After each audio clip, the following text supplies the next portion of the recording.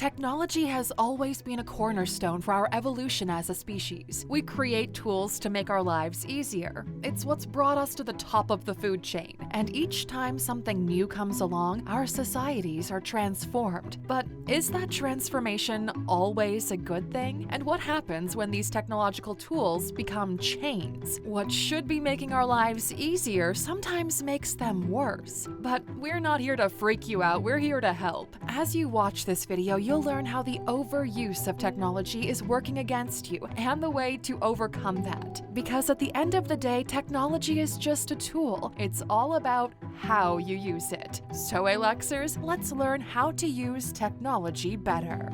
Welcome to Alux. An addiction to tech. Our first step toward a better use of technology is understanding the problem. After all, it's hard to appreciate the importance of sensible tech use when you don't really see the effects. But make no mistake, we're addicted to technology. And while technology addiction doesn't have a clinical diagnosis, it's already recognized by the American Psychological Association. In other words, it's a real problem, and chances are that you're already feeling the effects. Just take a minute to ask yourself some questions. How much time do you spend on social media platforms? Just a few minutes, or maybe more like a few hours? Do you feel anxious when you get a notification and you don't see it right away?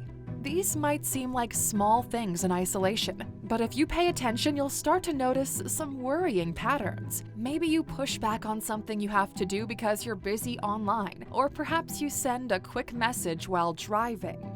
Just think about that last one for a second. For decades, we've been told about the dangers of texting and driving, and yet we just can't stop. We're talking about a situation with life or death stakes here, and we're struggling with this? Some people literally can't look away even if their life depends on it. Just do an experiment. How long can you go without your phone? Or just without looking at any social media? You might be surprised, or actually alarmed by the results. And we haven't even discussed the effects of this addiction. Excessive screen time has been linked to neurological changes. To put it bluntly, your screen is messing with your brain. It affects your gray and white brain matter and your cortical thickness. In plain words, your ability to communicate, process information, and make good decisions. Overuse of technology is literally making us dumber. And it doesn't stop there either. All that blue light in your face, it messes with your internal clock. If you have problems sleeping at night, it could be because your brain still thinks it's daytime. And who can blame it? We're constantly shining a sun in our faces. So are you starting to agree now that this is a problem? Well, we have the solution. Digital minimalism. You see, the trick is not cutting out the use of technology altogether, but being smart about the way you use it. You can't just quit all technology cold turkey, that's probably going to backfire in a big way. And really, you shouldn't have to. There's a lot of great things that come with technology, but we have to remember that technology is a tool, and a tool is only as good as the use we give it. If we misuse it, then it's not really doing anything beneficial for us. There's a great quote from the Canadian philosopher Marshall McLuhan that really nails what we're trying to say here. We become what we behold. We shape our tools, and thereafter, our tools shape us. We have the power to decide how technology helps us and shape its influence in our lives. That's where digital minimalism comes in.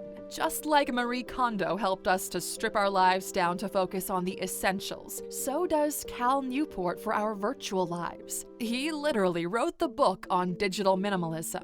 Newport defines digital minimalism as a philosophy that helps you to question what tools add the most value to your life. It's not about rooting out the tech from your life, it's about focusing on what matters and clearing out all the digital noise. And there's so much digital noise out there. We've spoken before about how digital overstimulation and infinite feeds are stealing our attention. Check out those videos if you'd like to learn some more about it. By clearing out that noise, you can optimize your use of tech. This will significantly improve your life. In his book, Digital Minimalism: Choosing a Focused Life in a Noisy World, Newport shares with us 3 principles about his philosophy. The first one is that digital minimalists know that you can't and shouldn't pay attention to everything. If you're dividing your attention between a million apps, devices, and services, you won't really get any benefit from it. Let's illustrate this point with a mental image. You decide to watch a movie on Netflix, but while the movie is going, you're also chatting with a friend on WhatsApp. Then you get a notification from Instagram, so you go there. But wait, someone just tweeted a funny joke. You have to reply to that. And suddenly, the movie is over and you don't even know what it was about. When you juggle so many things, you lose out on the details. It's okay to set aside what we don't need. The second principle is about how we use technology. It's not enough to decide that one particular tool is actually useful and important to our lives. We need to consider the way we use it. Are we really getting the most out of it, or could we use it more efficiently? Optimizing your use of technology is as important as what you choose to use and why. And finally, the last principle is about the relationship we have with technology. Digital minimalists find satisfaction in their commitment to using technology with purpose. Technology is not there to make us feel better. It's how we use it that matters. We need to find value in what we make of it, the things we create, the uses that we give it. It's easy to reach for your pocket when you're feeling tired or anxious and watch a video. You get a rush that pushes back on those feelings. But it always comes back eventually because you're just using placebos. When you start using technology with a purpose, you'll notice how much better your life can be. Alright, so now we've got to take a look at how to keep it simple in a complex world, the digital declutter process. If you're wondering how to apply the principles of digital minimalism to your life, then you're in luck. Newport defined very specific steps you can follow. He called them the digital declutter process. So here's what you have to do. Step 1.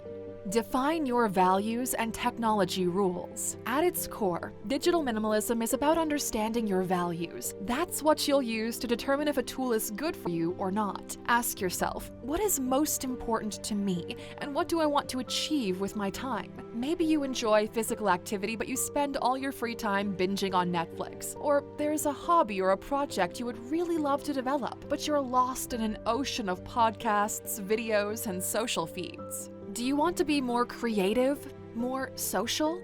You need to think about what means something to you. This way, you can prioritize these things over short-term satisfaction. Take a look at the tech you use on a daily basis. We're talking about apps, websites, video games, streaming, and any other tool that requires the use of a phone or a computer. Which of these are optional?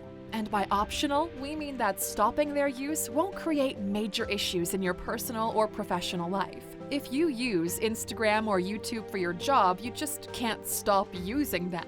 But you can apply rules to how you use it, and that's what you'll do. Make a list of the technology that is optional, and for the tech you need, specify what parts of it are essential. Anything that doesn't have a purpose connected to your values has to go, at least for 30 days. Step 2. The 30-day challenge. Once you've found what is essential to you and what is optional, you're going to take a 30-day break from the latter. Everything on your list that isn't essential to your work or personal life will go on hold for a month. And look, okay, we'll be honest, the first week or two are gonna be rough. You'll be fighting the urge to check out those technologies that you don't need. Those pulls and urges can tell you a lot though. You have 2 goals during this time. First, you have to pay attention to the moments where that pull is the strongest. When do you feel like reaching for that phone or going online? Knowing that can help you find the root cause of the problem. And secondly, and perhaps most important, is to fill your time with higher quality activities. You can't just leave an empty void there, you'll go mad. You have to explore activities that will fill that time, and really, you should experiment with new activities. The goal is to find the things that bring you true satisfaction. Read books, go for walks, hang out with your friends, or take up that hobby that you've been pushing aside for too long. If you can do this, that way when you reintroduce tech into your life, it'll play a supporting role, not be the main focus. And step 3, reintroduce that technology. You found your values and you made it through the 30-day challenge. Now you can use those optional tools you set aside. But not so fast, there's a trick to it. For each app or device you want to use again, first ask yourself, does this technology support something I value? And if it does, then ask, is this the best way to get that support? We've driven home the idea that technology is a tool, and as such, it must be used with purpose. Before you start using Instagram or Netflix again, you'll need to think about what they bring to your life. How they help you, not just how they entertain you. If they don't serve you any value, you're better off without them. But if they do, don't let them overwhelm you again. Think about the ways that you'll use them and make sure you're following some defined rules. Using technology effectively is all about one thing: remembering why you use it. What's the goal you want to achieve with it? Digital minimalism can help you declutter your life so you can find more satisfaction in your activities. But you need to think about what you want too. It won't be easy. Fighting addiction never is, but you will come out the other side much stronger and much happier too. And as a bonus for those sticking with us until the end, here's one more note from Cal Newport's book that we found inspiring. First is that you need to spend time with yourself. Newport discusses solitude deprivation as a problem where we're not allowed to be alone with our thoughts anymore. So go out on a walk without your phone or write a letter to yourself. Let your thoughts focus on you without input from others. And another great tip from Newport is applying what he calls the Bennett Principle. You want to prioritize on activities that force you to do an active role instead of just being a passive player. You want to use your skills to produce valuable things and find activities with real-world interactions. Go out there and try new things, Aluxers. You might just find the activity that brings value to you.